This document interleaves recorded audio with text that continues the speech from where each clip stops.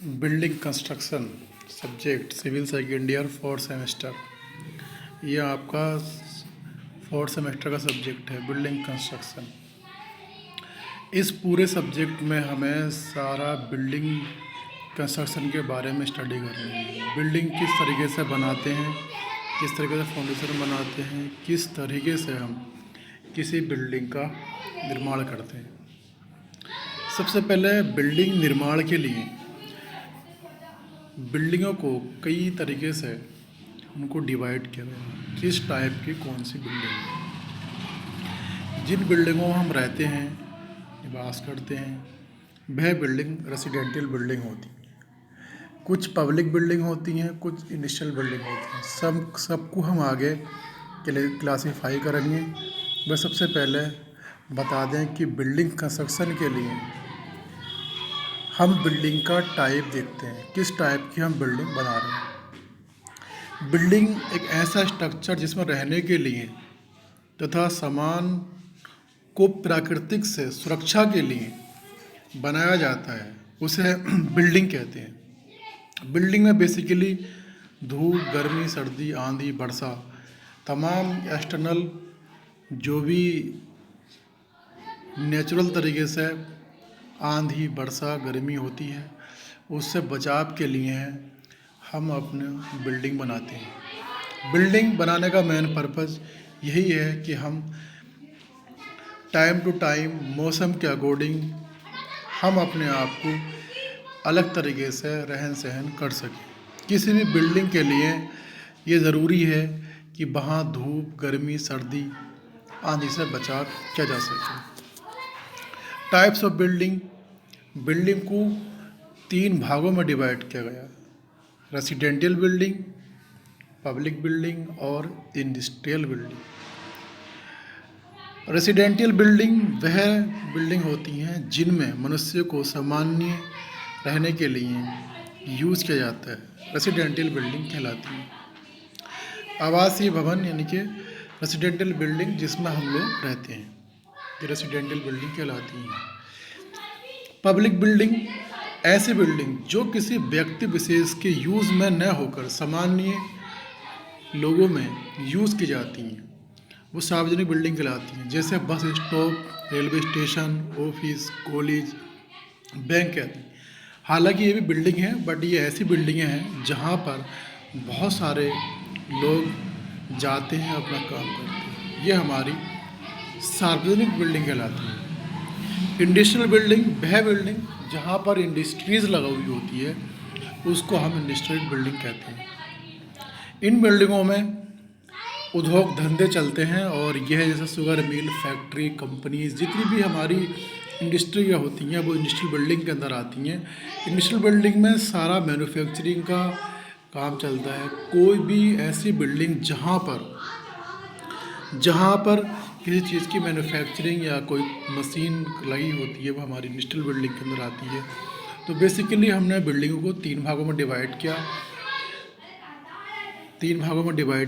Industrial building, public building और residential building. Building के use के आधार पर बिल्डिंग को कई प्रकार डिवाइड किया गया है। Class A, class B, class, इस तरीके से हमने अब इनको ब्रॉडली लार्ज तरीके से इनको डिवाइड किया है। क्लास ए, जैसे कि रेसिडेंशियल बिल्डिंग के बारे में बताया कि वो क्लास ए के अंदर आती हैं। जितनी भी रेसिडेंशियल बिल्डिंग है वो क्लास ए के अंदर आती हैं। क्लास ए के भी बहुत सारे पार्ट हैं। क्लास ए में A1 वह बिल्डिंग जो अस्थायी निवास के लिए होती है। जिस तरीके से किसी होटल में हम गए तो वह अस्थायी निवास हमारा एक वक्ती तौर पर हो गया। आवासीय भवन जिसमें हम रहते हैं, ये हमारा रेसिडेंशियल बिल्डिंग के अंदर आता है। A3 रेलवे स्टेशन पर डॉर्मेट्रीज, फ्लैट्स, होटल, सब क्लास ए के अंदर आती हैं। तो क्लास ए के अंदर जो बिल्डिंग आती हैं मोस्टली वो रहने के पर्पज़ से भी इस्तेमाल होती है। क्लास बी वह बिल्डिंगें होती हैं जहाँ पर हम एजुकेशन प्राप्त करते हैं या देते हैं, वो हमारी क्लास बी के अंदर आती है। जो भी कॉलेज, स्कूल, यूनिवर्सिटीज़ होती है वो हमारी क्लास बी के अंदर आता है। ये हमारी एजुकेशनल बिल्डिंग होती है, तो हमने इनको क्लास बी में क्लासीफाई किया है। Class C institutional building, hospital, अनाथ आश्रम, जेल, ये ऐसी बिल्डिंगें हैं कि जहाँ पर हम हॉस्पिटल, अनाथ आश्रम, जेल की जो क्लास सी में इनको रखा गया है, क्लास सी। इसी तरह से क्लास डी हमारी होती है असेंबली बिल्डिंग। क्लास डी में वो बिल्डिंग आती है जैसे कि हमारे पास सिनेमा हॉल, मंदिर, मस्जिद, थिएटर, बहुत सारे ऐसे भवन जहाँ पर सभाएं हो सकती हैं, वो हमारी क्लास डी की बिल्डिंग कहलाती हैं, असेंबली बिल्डिंग में आती हैं। क्लास ई बिजनेस बिल्डिंग। क्लास ई के अंदर हम उन बिल्डिंगों को रखते हैं जिसके अंदर जिनको हम बिजनेस पर्पस के लिए यूज़ करते हैं। क्लास एफ ये हमारी वाणिज्यिक भवन है। क्लास जी हमारे औद्योगिक भवन, इंडस्ट्रियल बिल्डिंग होती हैं, factory, workshop. Class H storage building, जो गोदाम, वेयर हाउस, कोल्ड स्टोर, माल गोदाम, बहुत सारी ऐसी बिल्डिंगें कि जहाँ पर हम बहुत सारा सामान स्टोर करते हैं, वो हमारी स्टोर बिल्डिंग में आती है, बट वो क्लास एच के अंदर हम उसको क्लासीफाई करते हैं। कोई गोदाम है, कोई वेयर हाउस है, कोई कोल्ड स्टोर है, कोई माल गोदाम है, तो सारी क्लास एच के अंदर आती हैं। हर वो बिल्डिंग जहाँ पर स्टोरेज का काम होता है वो क्लास एच के अंदर आती है। क्लास आई जो है वो हेजरडस बिल्डिंग होती है, जोखिम भवन जिसको कहते हैं।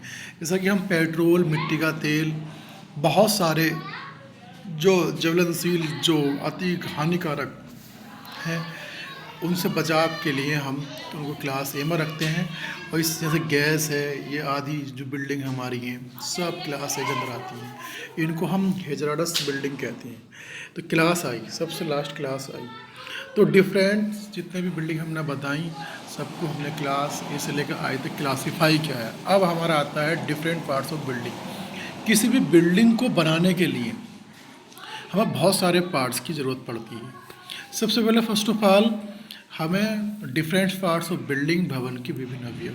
फाउंडेशन यानी कि नींव हम बिल्डिंग में किस प्रकार की नींव रखते हैं, हमें किस बिल्डिंग में किस नींव की रिक्वायरमेंट है, क्या वहाँ पे हमारी स्प्लिट फुटिंग फाउंडेशन वाली फाउंडेशन बनेगी, या पाइल फाउंडेशन बनेगी, या गिरलेज फाउंडेशन बनेगी। डिफरेंट टाइप की फाउंडेशन है, बट हमें बिल्डिंग के अकॉर्डिंग ही फाउंडेशन लेनी होती है। और वहाँ की सोइल वेयरिंग कैपेसिटी पर डिपेंड करता है कि वहाँ की सोइल कौन सी फाउंडेशन के लिए यूजेबल है। तो सबसे पहले हम जो बिल्डिंग का मेन पार्ट होता है वो बिल्डिंग का मेन पार्ट फाउंडेशन होती है। प्लिंथ लेवल होता है, डीपीसी यानी कि dam proofing course, wall, floors, door, window, ventilation, lintel, arch, roof, अलमीरा और स्टेयर। ये बहुत सारे तमाम पार्ट्स हैं जो बिल्डिंग में यूज़ होते हैं, जिनको हम बनाते हैं। अगर बात की जाए दीवार, तो दीवार हमें कितनी मोटी रखनी है, कितनी हाइट रखनी है।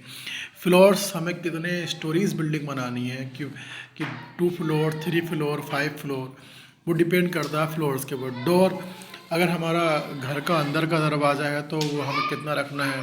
हालांकि 2.1 मीटर डोर की हाइट होती है और 1.2 मीटर उसकी चौड़ाई होती है, मगर डिपेंड करता है कि हमारी बिल्डिंग के अंदर कौन सा डोर हमारा मेन डोर है, कौन सा डोर हमारा रूम का है, कौन सा हमारा किचन का है, कौन सा टॉयलेट का है, कौन सा बाथरूम का है, कौन सा बेडिंग रूम का है।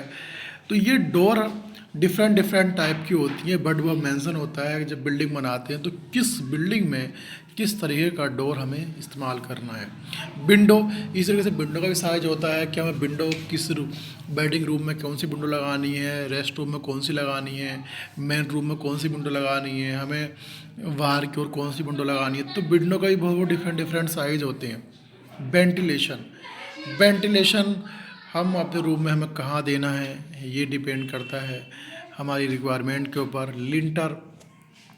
लिंटर हमें आरसीसी का देना है या ब्रिक्स कंक्रीट का देना है, किस टाइप का लिंटर देना है। आर्च किस तरीके का हमें घुमाव देना है कि हमें किचन के अंदर का घुमाव देना है तो हमें किस तरह की आर्च इस्तेमाल करनी है। रूफ कैसी छत होनी चाहिए। अलमीरा हमें रूम के अंदर किस टाइप की अलमीरा, किस डायरेक्शन में, किस साइड पे हमें अलमीरा देनी है। स्टेयर, हमें सबसे मेन काम हमारा जो फर्स्ट फ्लोर है, बिल्डिंग बनी है हमारी, तो उसको ऊपर चढ़ने के लिए हम जीना जिसको बोलते हैं उसको बनाना होता है, तो स्टेयर कहलाता है स्टेयर।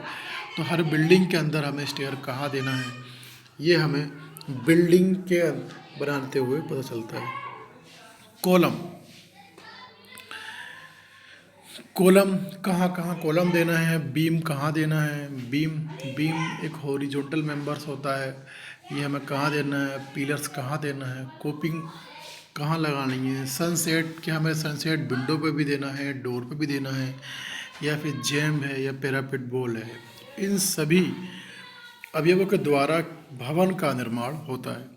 तो कहने का सेंस ये है कि जब हम किसी बिल्डिंग का निर्माण करते हैं तो हमें बहुत सारे पार्ट्स की स्टडी होनी चाहिए कि हमें अपनी बिल्डिंग के लिए कहाँ फाउंडेशन लेनी है, कितनी गहराई तक लेनी है, कौन सी फाउंडेशन हमें इस्तेमाल करनी है और हमें किस फाउंडेशन पे वर्क करते हुए अपनी बिल्डिंग डिज़ाइन करनी है, कितने स्टोरी हमें बिल्डिंग बनानी है, किस टाइप का हमें डोर चाहिए, किस टाइप का हमें स्टेयरकेस चाहिए, किस टाइप के हमें रूम चाहिए। तो सब बिल्डिंग के ये पार्ट्स हैं।